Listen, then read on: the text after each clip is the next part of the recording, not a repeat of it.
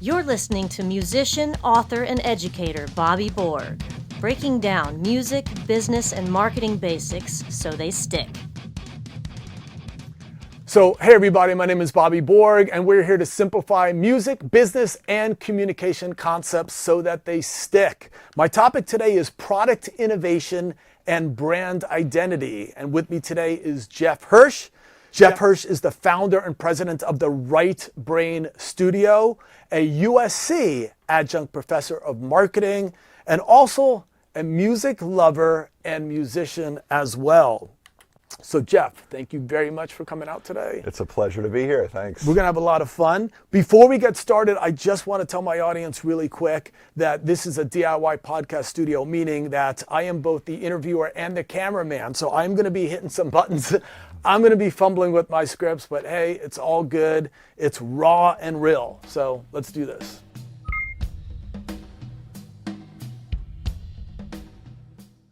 All right, so Jeff, first question.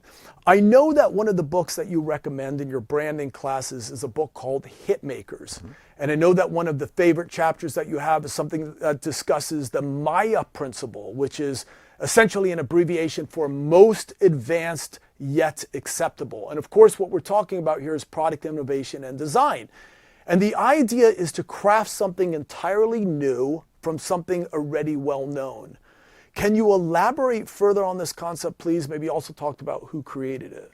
Sure. Well, I think first of all the chapters in Hitmakers are my favorite chapters. It's a really well done book written by a guy named Derek Thompson, who I believe is a senior editor at The Atlantic. And he was 29 or 30 years old when he wrote the book, which is just incredible to me because of the insight that he has. But Maya is a principle that was espoused by a very well-known industrial designer named Raymond Loewy, who designed the Studebaker car and airliners and appliances, all kinds of things.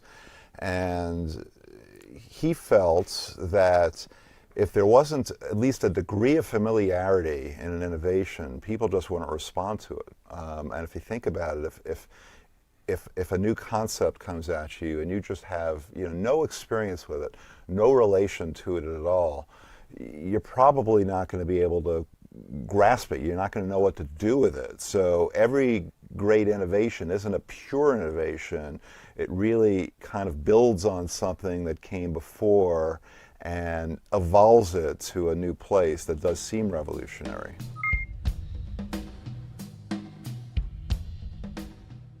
So one of the things that I talk about in my classes and talk about in my books, specifically to musicians, is the importance for them to be unique, especially in the crowded marketplace when there's so much going out. In order to stand out and be distinct is to be unique. However, one of the things I really like about the Maya principle is it reinforces that you want to be unique, but not so unique that you're completely out there and nobody gets you.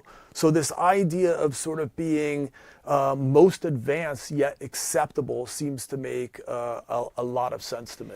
Yeah, we all have to build our personal brands, right? But if I walked into a client dressed in, in a costume that looked like I was from outer space, I would certainly be unique, but nobody would know what to do with me. Right. And it's interesting, when I moved here, I've lived in Los Angeles for a long time now, and I have a lot of friends in the business, in the film business, and in the TV business, and some of the music business. And it always amazed me that when people go pitch concepts to producers, they always say it's this meets that, right?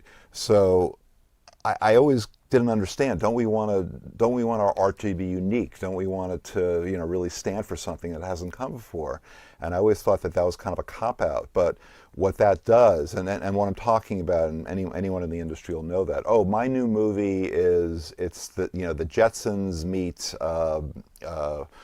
not Lost in Space, that's a terrible example, but the Jetsons meet the Godfather. It's a futuristic crime story, something like that. There always has to be something. And one of the examples that Thompson talks about in Hitmakers is Star Wars, which seems like this incredibly revolutionary thing that changed movies forever. But really, if you think about Star Wars, it's kind of It's kind of like a Western meets a samurai movie, a samurai story, right? There are familiar elements in just about everything that goes on, but what Lucas did was just kind of package it in a very unique way, a new vision. Exactly. So again, most advanced, yes, yet acceptable. You also give another example of Fox's Scream Queens, right? And how it was pitched as an American Horror Story meets Glee, right? So that's kind of generally the idea that you're talking about. Right.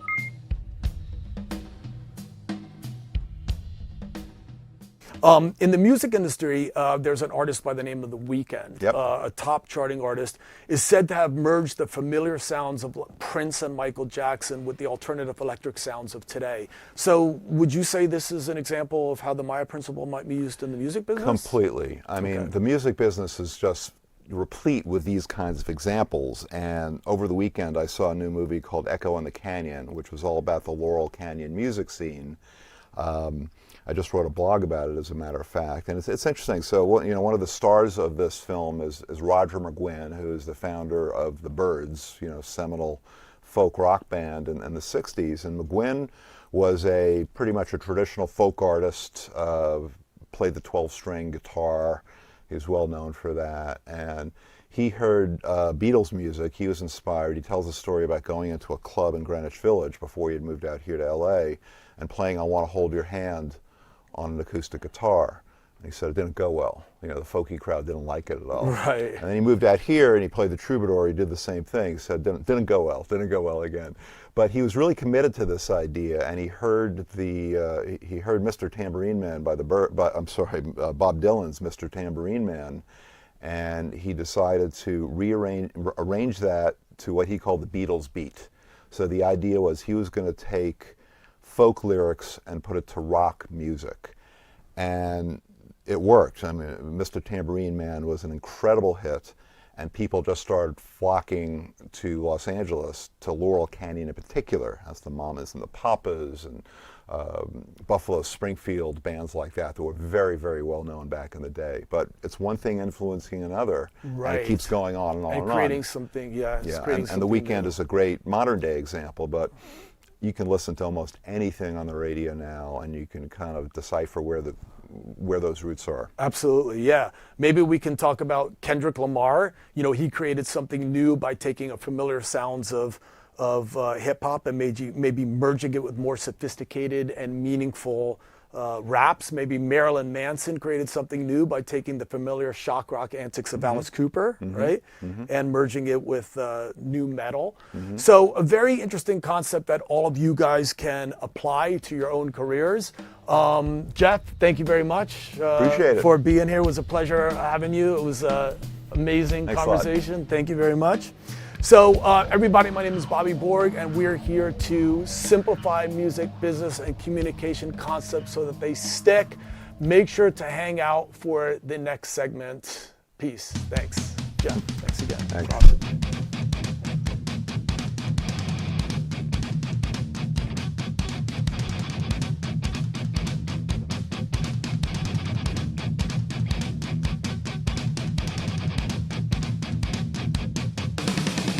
Hey everybody, if you like the videos that you just watched, please be sure to check out my books, Business Basics for Musicians and Music Marketing for the DIY Musician, available at Amazon.com, BobbyBorg.com, or any fine bookseller. Thanks again for watching, and peace.